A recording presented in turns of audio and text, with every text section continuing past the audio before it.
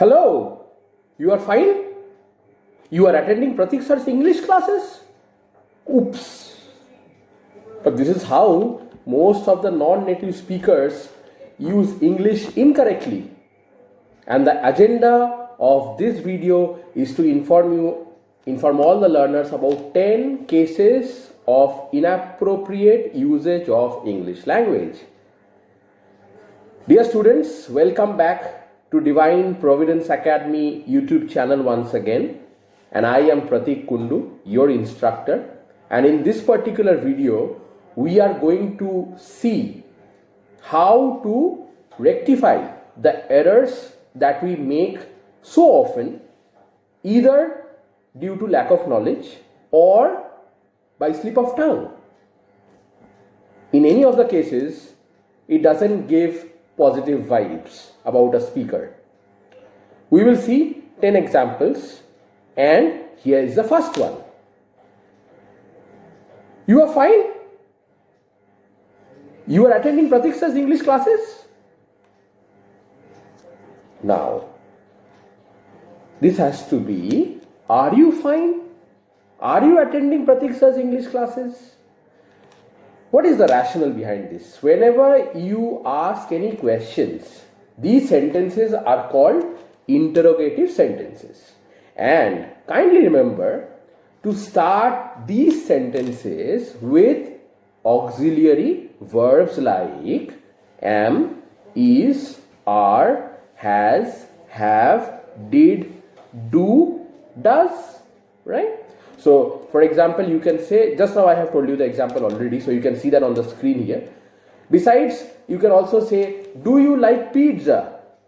You will not say, you like pizza? No, that's wrong. Do you like pizza? At the same time, have they been to the church on Sunday?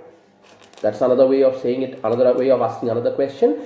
And please remember, whenever you ask questions, there should be a rising intonation. Remember that? The intonation session that we had. So please remember to use the rising intonation in these cases. So it's like, are you fine? Have you seen the movie? Right, that is how it is. Let's come to the second sentence now. I enjoyed at the party. This is not correct. Can anybody tell me what's the correct answer for this? Yeah, so we have to say, I enjoyed myself at the party.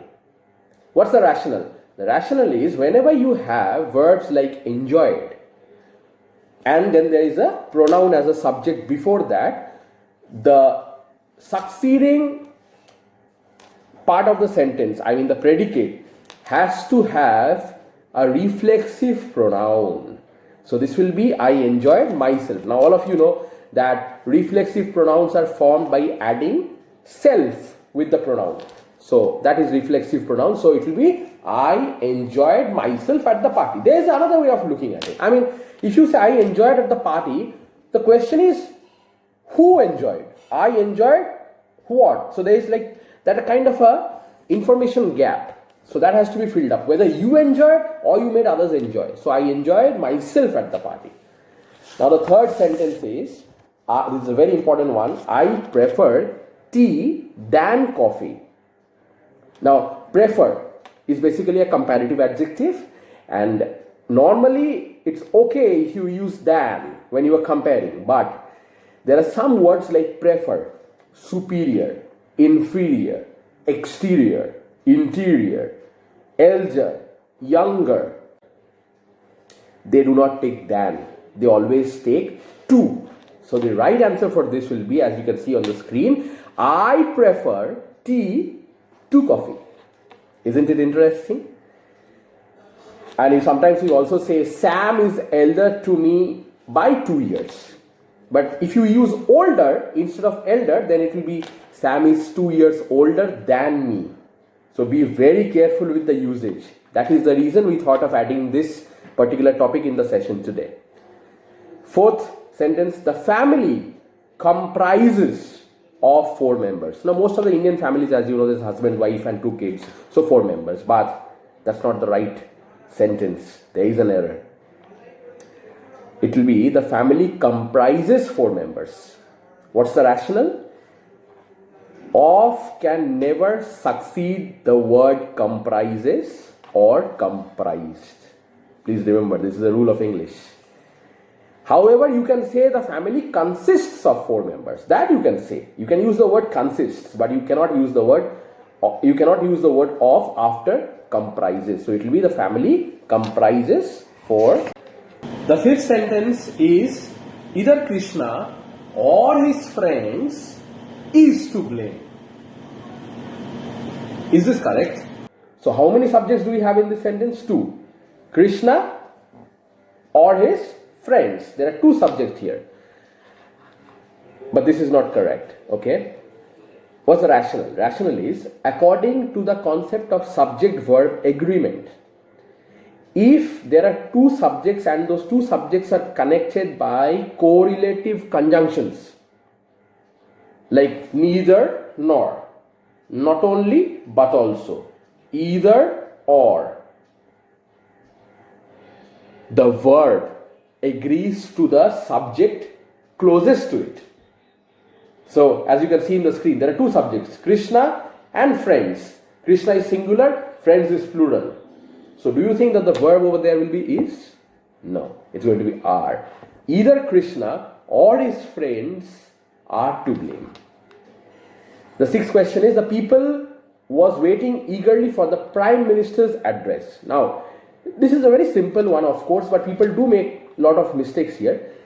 See, we need to understand that people is a collective noun in itself. So it's a collection. It's a collection of few persons. If it was singular, we would have said person. But here we say people. So when you say people, we cannot say was, because was is a singular verb, as you all know. The people were. And do not say were. Some people have this pronunciation problem saying wear. Wearing is this, I'm wearing a waistcoat and a tie, necktie and a shirt. That's wearing. This is were. The people were waiting eagerly for the Prime Minister's address. W-E-R-E. 7th one. I would fly if I was a bird. That's wrong.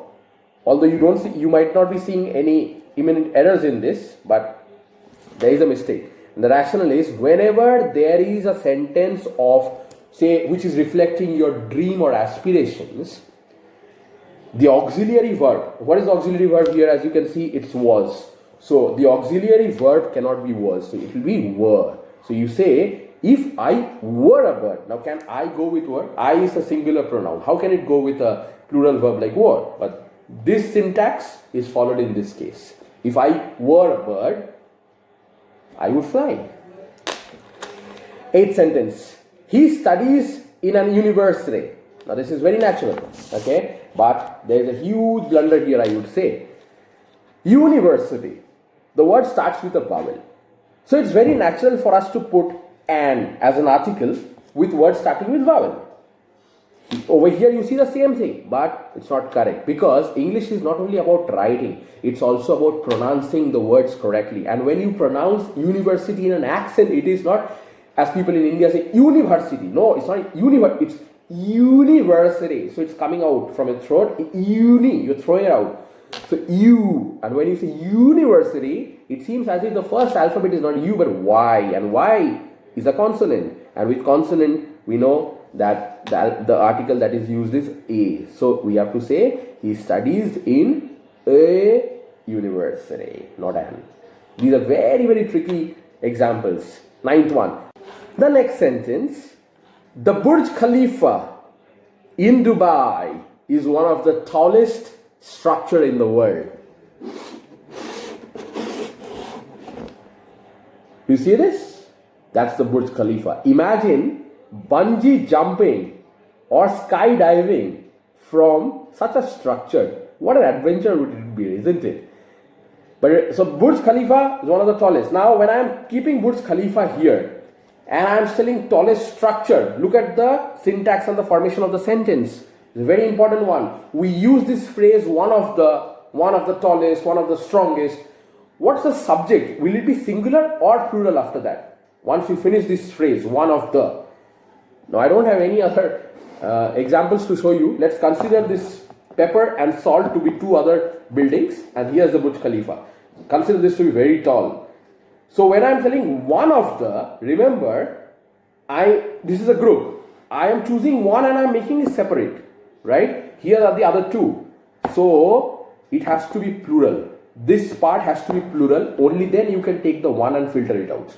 So it will be the Burj Khalifa is one of the tallest structures, plural, structures in the world. As you can see, it's written in the first sentence, structure, one of the tallest structure. No. This is the formula. This is the concept. Okay? Remember, this was a group. I have taken one out. This still continues to be plural, isn't it? One of the tallest structures. And then we have come to our final sentence. Sometimes when I take classes, there are many kids, who become naughty and then they fight amongst themselves and they come up to me and complain, "Sir, he bet me or he beated me." Well, that's wrong English. There's nothing called beated, or there's a word called bet, but it's totally a different thing, gamble and all. But there's no word called beated in English. So in these holidays, I'll request all the kids to brush up with the three forms of the verbs that you have, the main verbs, V1, V2, V3, present, past, past participle. For example, if we talk about a verb cut, which we use in our daily life, like cutting a vegetable or something like that. So it's cut in the present tense, cut in the past, and cut in the past participle also. But here, like as you can see the example, the correct answer will be he beat me up. Okay, because it's beat in the present tense, beat in the past tense, and beaten in the past participle tense. So if you do not revamp the three forms of the verbs, it will be difficult for you to make sentences. Having said that, friends, I hope this session would help you immensely in your life ahead. These questions that you see, the error correction questions, are an integral part of the question paper which comes in the civil services examination, especially UPSC, which still continues to be one of the most reputed and most difficult exams in the country even now. And since I have had this experience of training kids in this domain before, I thought of coming up with this session for all of you so that it can also help us in not only clearing our concepts but also helping us in using English language effectively. Please do subscribe to our channel for more informative videos. Until then, I'm signing off. God bless.